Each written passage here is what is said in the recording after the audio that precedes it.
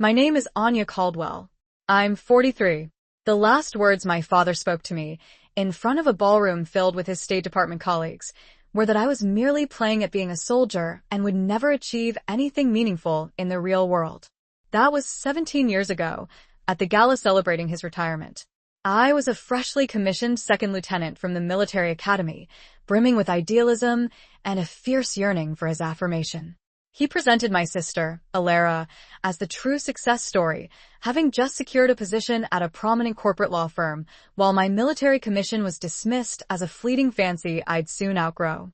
I should have anticipated it. Throughout our upbringing, Alara was the favored child, valedictorian, captain of the debate squad, early admission to prestigious law schools. I was the rough-and-tumble sibling who devoured survival guides instead of fashion magazines, who requested field gear for birthdays instead of jewelry. My father, a lifelong diplomat who esteemed sophistication and political acumen above all else, never comprehended why his daughter aspired to crawl through mud and master hand-to-hand combat. The armed forces are for those who can't thrive in civilian vocations, he declared whenever I brought up my aspirations to serve. It's a dead end, Anya. You're destined for more. But I wasn't destined for more. I was exactly that. And over the ensuing decade and a half, while my father ascended the diplomatic hierarchy and Alara cultivated her high-profile legal practice, I forged an entirely different path. My 20s were spent in the desolate landscapes of Iraq and Afghanistan, orchestrating covert intelligence operations that never made headlines but undoubtedly saved countless lives. I earned my Ranger tab, my airborne wings, and my Special Forces qualification. By 32, I was a major overseeing counterterrorism efforts across 3 continents. By 37, I was a lieutenant colonel, briefing generals and senators on threats they couldn't even pronounce.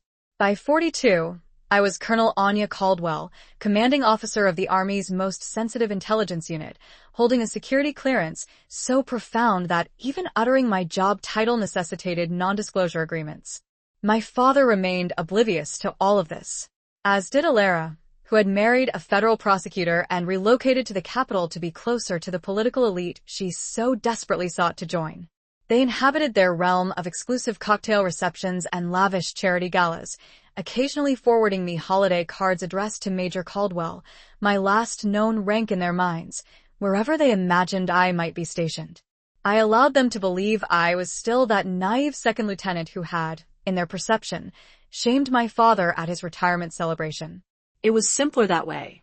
My work demanded anonymity, and familial expectations had always felt like glaring spotlights I couldn't afford.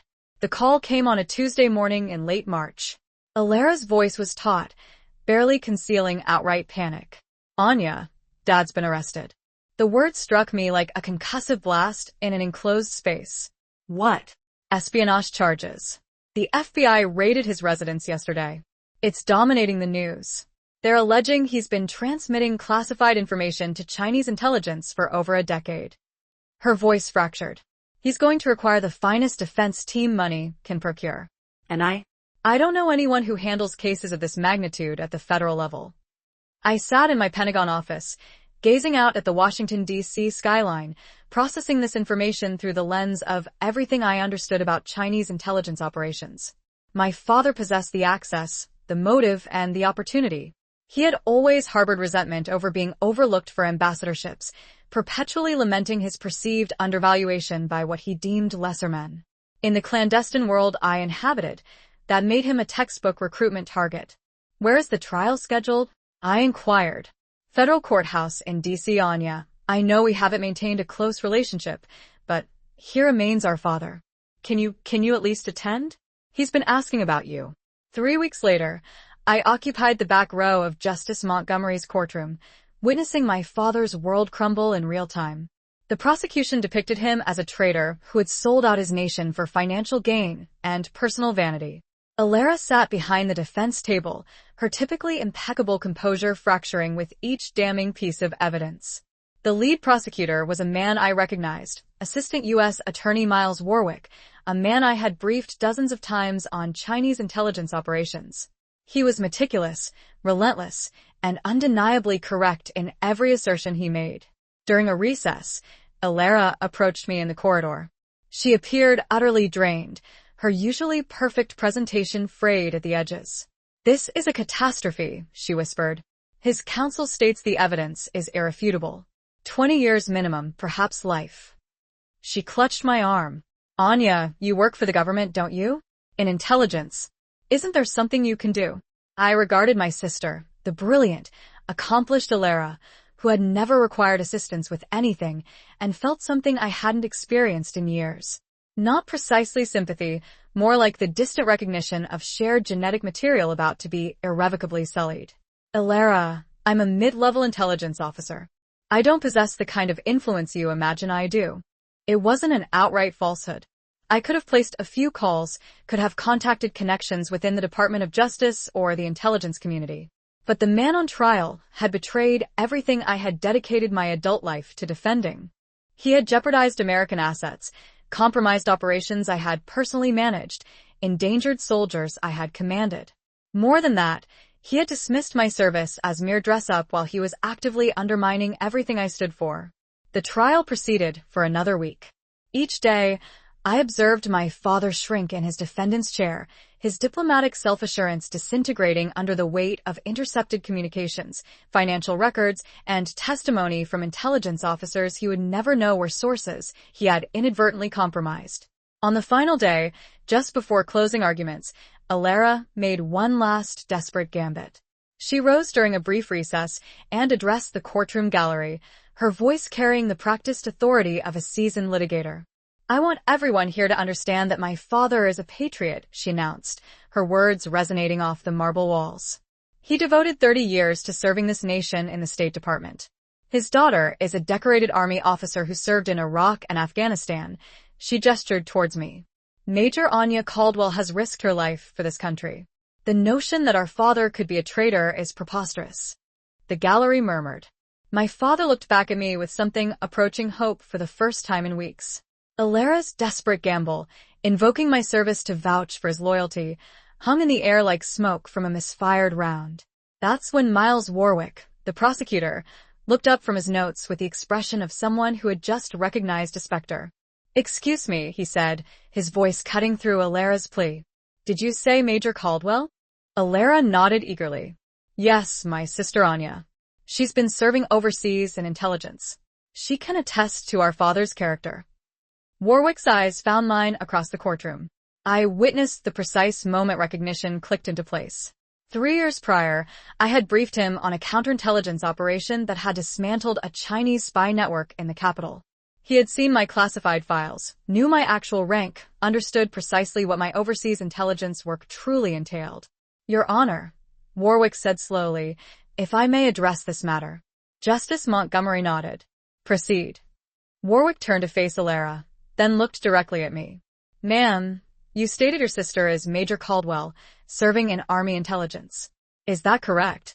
"That's correct," Alara replied, her confidence building. "She's been stationed overseas, working in classified operations. She understands the importance of national security better than anyone." The courtroom was utterly silent. My father leaned forward in his chair. Alara stood straighter, convinced she had found the angle that might save him. Warwick nodded slowly. "Colonel Caldwell," he said, his voice resonating across the courtroom like a rifle shot. "Would you mind standing?" The word colonel impacted the gallery like a physical blow. Alara's face went ashen. My father's jaw dropped. Every head in the courtroom pivoted towards me. I rose, my dress blue uniform precise and unforgiving under the fluorescent lights. The silver eagles on my shoulders glinted. Impossible to overlook, impossible to misinterpret. "Colonel Caldwell," Warwick continued, his voice respectful but firm. "You are the commanding officer of the 525th Intelligence Brigade, correct?" "That's correct. And you've been briefing senior Pentagon officials on Chinese intelligence operations for the past 5 years." "Yes." Warwick turned back to Alara, whose face had transitioned from white to green. "Ma'am, your sister is not a major serving overseas. She's a full colonel commanding one of the Army's most elite intelligence units. She's based at the Pentagon, where she has spent the last decade hunting people exactly like your father." The silence in the courtroom was deafening. Alara sank into her seat as if struck. My father stared at me with an expression I had never witnessed before. Not disappointment or dismissal, but something akin to terror. Justice Montgomery looked at me with interest. Colonel Caldwell, are you familiar with this case? I met his gaze steadily. Yes, Your Honor. I've been following it closely. And in your professional opinion, based on the evidence presented, how would you characterize the defendant's actions? The question hung in the air like a death sentence. Alara was shaking her head frantically. My father looked as if he were about to be ill. The entire courtroom awaited my answer. I looked at the man who had raised me, who had taught me to value integrity and service, who then spent 17 years undermining everything those values represented. The man who dismissed my career as playing soldier while he was actively spying for a foreign government. Textbook espionage, Your Honor. The operational patterns, the financial arrangements, the intelligence handoffs. It's precisely what we train our counterintelligence officers to identify and prosecute. My father made a sound like air escaping from a punctured tire. Alara buried her face in her hands. The gallery erupted in whispers that Justice Montgomery quickly silenced with his gavel. Warwick nodded grimly. Thank you, Colonel. No further questions. The jury deliberated for less than 2 hours. Guilty on all charges. 25 years minimum security. After the verdict, Alara cornered me in the courthouse parking garage. Her perfect composure was entirely gone, replaced by something raw and desperate. How could you? She demanded. He's our father. He's a traitor, I replied calmly. I've spent 15 years protecting this country from individuals precisely like him. You could have assisted him. You could have made some calls, pulled some strings. I looked at my sister, the golden child, who had never grasped that some boundaries cannot be uncrossed, some betrayals cannot be undone. Alara, I did not put him in that courtroom. His choices did. I did not make him sell classified information to Chinese intelligence. His greed and resentment did. I adjusted my uniform jacket. I simply spoke the truth when asked. About your family, I'm an American soldier first. That's what he never comprehended. Alara stared at me as if she had never seen me before. In a way, she hadn't. The younger sister, who desperately sought her father's approval, who had endured years of dismissal and condescension, who had been written off as merely playing soldier. That person was gone. In her place stood Colonel Anya Caldwell, a woman who had earned every star on her shoulder, every ribbon on her chest, every ounce of respect she commanded. A woman who had spent 17 years proving she was greater than anything her father had ever imagined. As I walked away into the gathering twilight, Alara called after me one last time. What am I supposed to tell people? That my sister destroyed our family? I stopped, turned back to face her one final time. Tell them your sister chose her country over her father's crimes. Tell them she upheld her oath when he broke his. I paused. Or tell them she was just playing soldier. Your choice. 6 months later, I received a promotion to Brigadier General. The ceremony was held at the Pentagon, with the Secretary of Defense himself pinning the star to my shoulder. The citation commended my distinguished service in defense of national security and unwavering commitment to the values of the United States Army. Alara did not attend. Neither did my father for obvious reasons. But Miles Warwick was there, along with Justice Montgomery and dozens of officers whose lives had been shaped by my work in ways they would never fully know. As I stood at attention while the Army band played, I reflected on the second lieutenant who had been humiliated at her father's retirement celebration 17 years earlier. She had craved his approval so desperately, had been willing to compromise herself for the chance to hear him say he was proud. But approval that comes at the cost of your integrity isn't approval at all. It's simply another form of servitude. I had spent 17 years learning that the only approval that truly mattered was the kind you earned from yourself, one difficult decision at a time. The kind that came from keeping your word when breaking it would be easier. The kind that came from choosing duty over comfort, country over family, truth over convenient lies.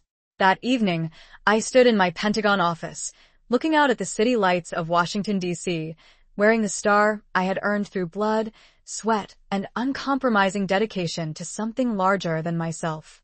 For the first time in my adult life, I didn't need anyone's approval. I had something better.